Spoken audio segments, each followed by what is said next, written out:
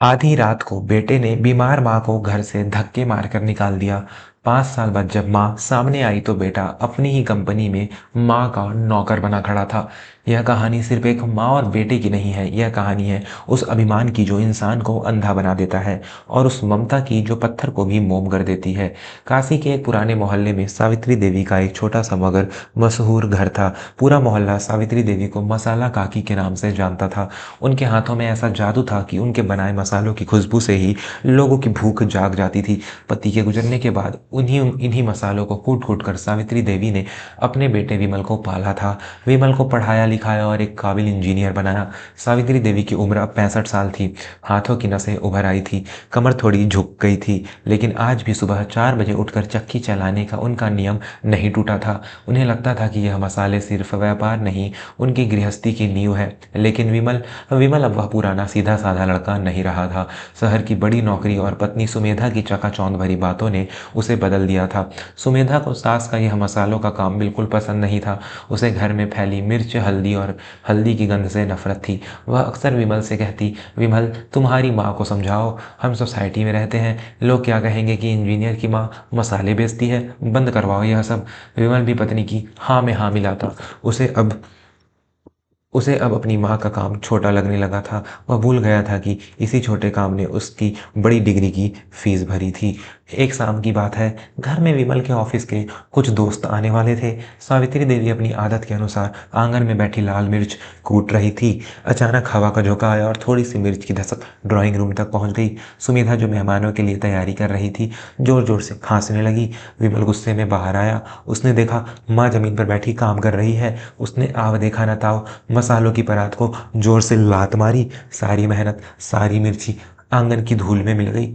माँ कितनी बार कहा है यह गंदगी बंद करो, विमल चिल्लाया। सावित्री देवी सन्न रह गई। उन्होंने कांपते हाथों से बिखरी हुई मिर्च समेटने की कोशिश की और बोली, बेटा यह गंदगी नहीं, यह तेरा और मेरा पेट पालने का जरिया है। इसी की बदौलत आज तू साहब बना है। सुमेधा भी बाहर आ गई और ताना मारते हुए बोली, माँ जी बस कीजिए अपनी, यह गरीबी की दास्तान।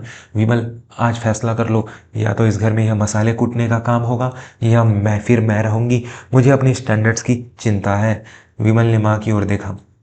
उसकी आंखों में माँ के लिए कोई दया नहीं थी, सिर्फ शर्मिंदगी थी। उसने कठोर स्वर में कहा, माँ सुमेधा सही कह रही है, कल से यह सब बंद। और अगर तुम्हें यह काम इतना ही प्यारा है तो तुम कहीं और जाकर यह सब करो, मेरे घर में यह नाटक नहीं चलेगा। सावित्री देवी की आंखों से एक बूंद आंसू नहीं गिरा। उस रात उन्होंने अपने बेटे को पहचानना बंद कर दिया था। यह वो विमल नहीं था जो बचपन में मसालों की खुशबू सुनकर कहता था, माँ तुम दुनिया का सबसे अच्छा खाना बनाती हो।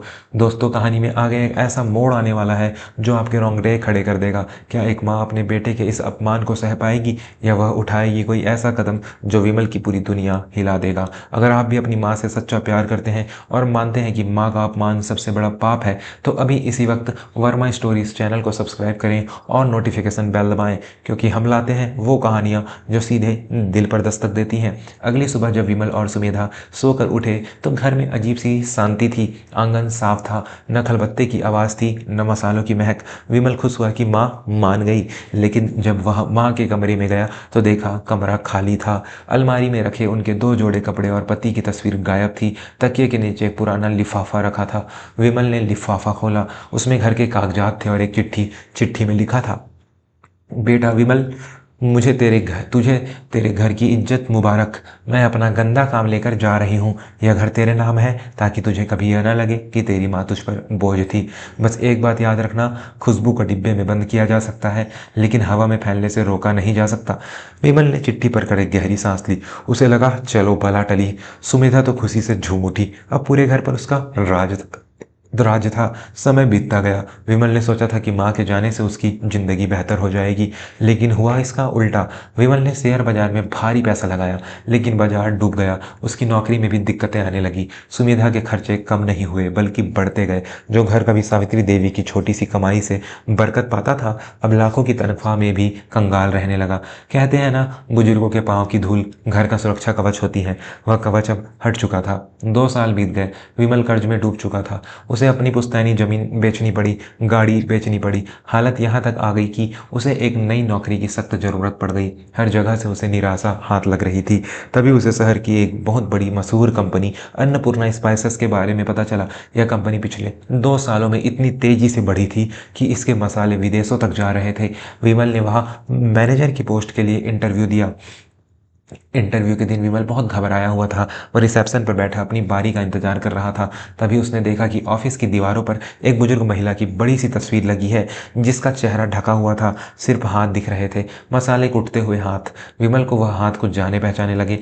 तभी उसका नाम पुकारा गया। विमल धड़कते दिल के साथ सीईओ के केबिन में दाखिल हुआ। कुर्सी पर एक महिला बैठी थी, जिसका चेहरा फाइल के पीछे था। विमल ने डरते हुए कहा, मैम, क्या मैं अंदर आ सकता हूँ? कुर्सी घूमी। सामने जो चेहरा था उसे देखकर विमल के पैरों तले जमीन खिसक गई। उसके मुंह से शब्द नहीं फूटे। उसकी आंखों के सामने अंधेरा छा गया। सामने कोई और नहीं, उसकी माँ सावित्री देवी बैठी थी। वही साधारण सूती साड़ी, वही चश्मा, लेकिन चेहरे पर एक ऐसा तेज जो पहले कभी नहीं था। माँ, तुम? विमल हकलाया। सावित्री देवी ने उसे एक अजनबी की तरह देखा और शांत स्वर में बोली, मिस्टर विमल, यह ऑफिस है, यहाँ मैं माँ नहीं, अन्नपूर्णा स्पाइसेस की मालकिन हूँ। आप इंटरव्यू के लिए आए हैं ना? बैठिए। विमल के घुटने कांपने लगे। वह कुर्सी पर बैठने की हिम्मत नहीं जुटा पाया और वह फर्श पर घुटनों के बल गिर पड़ा।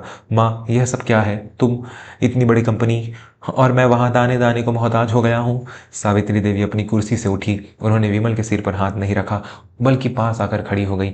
विमल, जब तूने मेरे मसालों को कचरा समझा था, तब मैंने उसी कचरे में अपनी दुनिया बनाई। मैं शहर के एक वृद्धाश्रम के पास गई। वहाँ मैंने मुफ्त में खाना बनाना शुरू किया। मेरे मसालों का स्वाद लोगों की जुबान पर ऐसा चढ़ा कि एक बड़े व्यापारी ने मेरे साथ साझेदारी की पेशकश की। मैंने सिर्फ एक शर्त रखी, मेहनत मेरी, मसाले मेरे, नाम मेरा। और आज देख, जिसे तूने घर से निकाला था, आज पूरी दुनिया उसके हाथ के स्वाद के लिए लाइन लगाती है। विमल फूट फूट कर रोने लगा। माँ, मुझे माफ़ कर दो, मैं अंधा हो गया था। सुमेधा और मैंने बहुत गलत किया। हम बर्बाद हो गए हैं माँ, हमें वापस ले लो। दोस्तों, क्या सावित्री देवी को विमल को माफ कर देना चाहिए? क्या एक माँ का दिल पसीज जाएगा, या वह उसे उसके कर्मों की सजा देगी? यह जानने से पहले कि सावित्री देवी ने क्या फैसला लिया, अगर आपको लगता है कि एक माँ अपने स्वाभिमान से समझौता नहीं करनी चाहिए एक माँ को, तो चैनल को सब्सक्राइब जरूर करें। वर्मा स्टोरीज परिवार का हिस्सा बने, क्योंकि हम रिश्तों की सच्चाई दिखाते हैं। सावित्री देवी ने अपनी मेज से एक पानी का गिलास उठाया और विमल की ओर बढ़ाया। चुप हो जा विमल, रोने से किए हुए पाप नहीं धुलते। विमल ने आशा भरी नजरों से देखा। तो क्या तुम घर चलोगी माँ? सावित्री देवी ने सिर हिलाया। नहीं, वह घर अब मेरा नहीं है, और यह कंपनी मेरी मेहनत की है। इसे मैं भावनाओं में बहकर किसी अयोग्य हाथों में नहीं सौंप सकती, चाहे वह मेरा बेटा ही क्यों न हो। विमल का चेहरा उतर गया। सावित्री देवी ने आगे कहा, लेकिन मैं तुझे एक मौका जरूर दूंगी। मैनेजर की नौकरी तो तुझे नहीं मिलेगी, क्योंकि उसके लिए तुझे अभी बहुत कुछ सीखना बाकी है। लेकिन मेरी फैक्ट्री में मसालों की बोरियां उठाने और उन्हें साफ रख करने के लिए एक मजदूर की जगह खाली है। तनख्वाह मेहनत के हिसाब से मिलेगी। अगर मंजूर है तो कल से काम पर आ जाना। विमल सन्न रह गया। उसका अहंकार, उसकी डिग्री, उसका स्टेटस, सब कुछ आज उसकी माँ के पैरों में धराशायी हो चुका था। लेकिन उसके पास कोई और रास्ता नहीं था, और शायद वह समझ चुका था कि यह सजा नहीं, यह सुधारने का एक मौका है। अगले दिन से विमल उसी फैक्ट्री में बोरी उठाता दिखा, जिसकी मालकिन उसकी अपनी माँ थी। पसीने में लथपथ जब वह दोपहर को खाना खाने बैठता, तो उसे माँ के हाथ की बनी रोटियों की याद आती, जिन्हें उसने ठुकरा दिया था। सुमेधा को भी अब समझ आ चुका था कि झूठी शान की कीमत क्या होती है। उसने भी घर पर ट्यूशन पढ़ाना शुरू किया, ताकि वह अपना पेट पाल सके। सावित्री देवी रोज अपने केबिन की खिड़की से बेटे को मेहनत करते देखती। उनकी आंखों में आंसू नजर आते, लेकिन वह जानती थी कि सोने को कुंदन बनाने के लिए आग में तपना जरूरी होता है। वह बेटे को संपत्ति दे सकती थी, लेकिन संस्कार और मेहनत का पाठ उसे खुद सीखना था। इस कहानी का अंत किसी जादुई मिलन से नहीं हुआ। विमल को अपनी माँ का विश्वास जीतने में पूरे 5 साल लगे। जब वह पूरी तरह बदल गया, तब जाकर सावित्री देवी ने उसे गले लगाया। निष्कर्ष, दोस्तों, माता पिता बरगद के पेड़ की तरह होते हैं। हो सकता है उनके विचार पुराने हो, उनके तरीके पुराने हो, लेकिन उनकी जड़ें ही हमें आंधी तूफानों में थामे रखती है। जिस दिन आप उस पेड़ को काट देंगे, उस दिन धूप आपको जलाकर राख कर देगी। अपने माता पिता के हुनर, उनकी मेहनत और उनके अस्तित्व का कभी मजाक मत उड़ाना, क्योंकि जब वक्त करवट लेता है तो राजा को भी रंग, और रंग को राजा बनते देर नहीं लगती। अगर इस कहानी ने आपकी आंखों को नम किया हो, अगर आपको सावित्री देवी के स्वाभिमान में अपनी माँ की झलक दिखी हो, तो इस वीडियो को अपने परिवार के साथ शेयर जरूर करें। और हाँ, जाने से पहले वर्मा स्टोरीज को सब्सक्राइब करना ना भूलें। हम वादा करते हैं अगली कहानी आपके दिल के और भी करीब होगी। तब तक के लिए अपने माता पिता का ख्याल रखें और उन्हें आज ही बताएं कि आप उनसे कितना प्यार करते हैं। धन्यवाद, विवेक वर्मा।